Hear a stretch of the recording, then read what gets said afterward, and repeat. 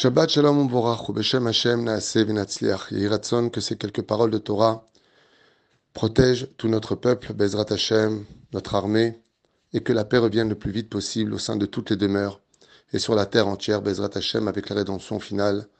Et le Melech HaMashiach, pourquoi pas? En attendant, le Shabbat nous amène à la paracha de Noach, deuxième paracha du livre de Bereshit. Une paracha très bizarre, qui parle de beaucoup de catastrophes, alors que le monde vient à peine d'être créé, 10 générations plus tard. La déchéance la plus totale, le Hamas est sur terre, comme le précise la Bible.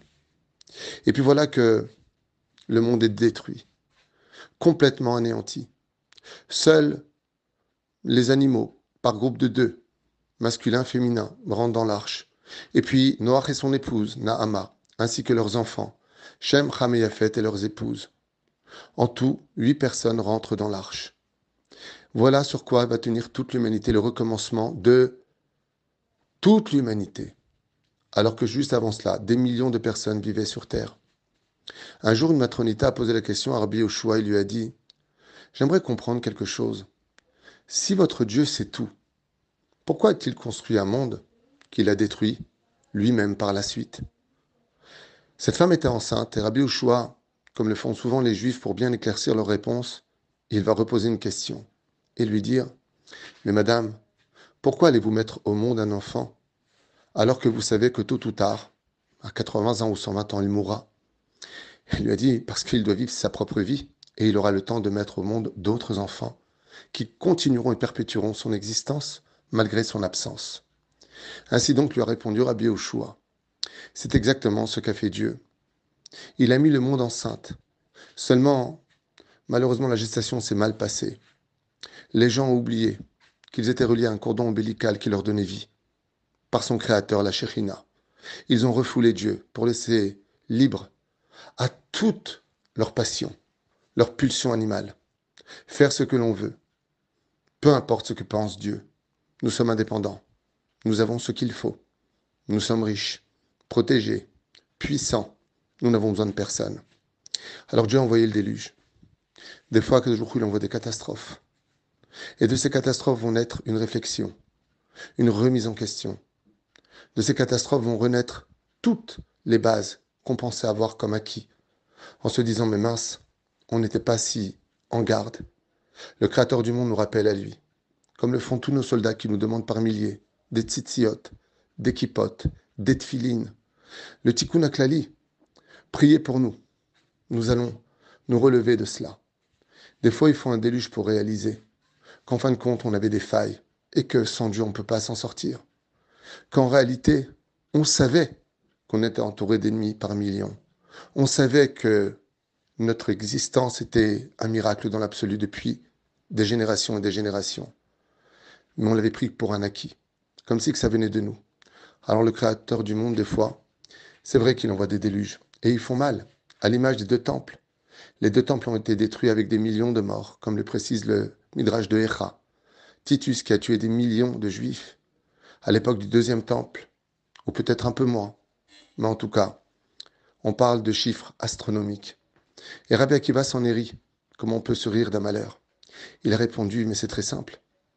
Le seul temple qui restera pour l'éternité, c'est le 3e. Donc tant que les 2 premiers existaient, eh bien cela veut dire qu'il ne laissait pas place au 3e. Donc on n'avait pas de possibilité de retrouver la joie de vivre sans avoir perdu les 2 temples.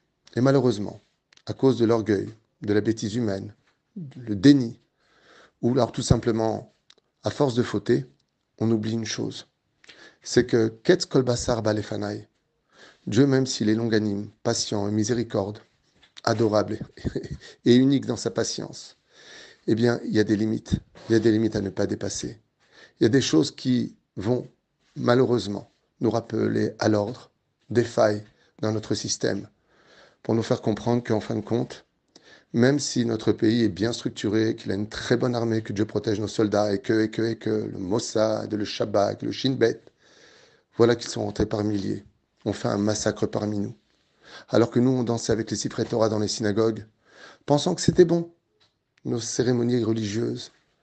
Eh bien, Akadosh Baruch Hu nous dit non, c'est pas comme ça que ça marche. Il y a trop de haine entre vous, trop de la shonara. Vous m'oubliez trop. Il n'y a pas assez de joie dans l'accomplissement. Il n'y a pas assez de ceci ou de cela. Où sont les Shabbats? Où est la cacheroute? Où est la nida? Pourquoi parlez-vous du mal des uns et des autres? Pourquoi tellement de colère dans les couples? Alors, Akadosh Baruch Hu nous a créé une faille. Et cette faille-là, aujourd'hui, nous a tous unis et nous remet tous en question. Tout comme le déluge va donner naissance à l'humanité entière. Pour la suite, et ce jusqu'à aujourd'hui, où vient enfin le Père de toutes les nations, dans le domaine spirituel Avraham Avinu, duquel se reconnaissent toutes les religions, mais duquel va sortir Yitzhak, Yaakov, les 12 tribus, Yosef Hatzadik, et un peuple qui vient de naître, qui rentrera sur sa terre, de Canaan, pour devenir Israël. Ainsi donc, n'ayons pas peur de ce terrible incident. Il faut que ça nous remette simplement en question, pour devenir meilleurs, et faire sortir le chesed qui est en nous, l'image d'Avraham Avinu, qui est né par la suite du déluge. Le déluge, je dirais plutôt qu'il a fait naître Avraham Avinu, puisque Chazal nous dit que si Noach a été sauvé, c'est parce que Akadosh Baruch Hu avait vu que Avraham allait naître de tout cela. Olam chesed ibané. Mais la reine, ce qu'on doit retenir aujourd'hui, dans ce déluge de larmes et de souffrances, qui vient de commencer, on est au 13e, 14e jour de guerre, on ne sait pas où on va, on ne sait pas combien de temps ça va durer. Mais ce qu'on sait par contre, c'est qu'on peut mettre un frein à tout cela en devenant meilleur, en faisant la paix, en s'aimant tous les uns les autres, d'arrêter de parler des uns et des autres, et puis surtout de faire du bien autour de nous, et de ne pas oublier que la Torah n'est pas en solde, qu'il faut aller la chercher, l'étudier, et surtout l'appliquer. Si on arrivait à cela, Bezrat Hashem, on ferait naître Avraham Avinu, non pas la 20e génération depuis Adam Arishon, mais dès demain. Olam Chesed Ibané par le mérite d'Avraham Avinu qui apparaît dans cette fin de paracha de Noach, face à l'orgueil démesuré de Nimrod et le terrible incident, ou plutôt décret de Dieu, que des fois il y a des lignes rouges à ne pas dépasser. Notre peuple aujourd'hui a été remis en question. Il faut que ce raisonnement, Bezrat Hashem, perdure pour l'éternité et pour Bezrat Hashem, un meilleur avenir pour nous tous. Yeshua v'nechamot, ahava ve'arva, shalom ve'reut, zchut Torah tagan alinu ve'alechem, lechem tovim u'shalom, et que notre peuple soit protégé partout où il est. Be'atzlacha rabba bechol ma'aseh yadenu, amen ve'amen.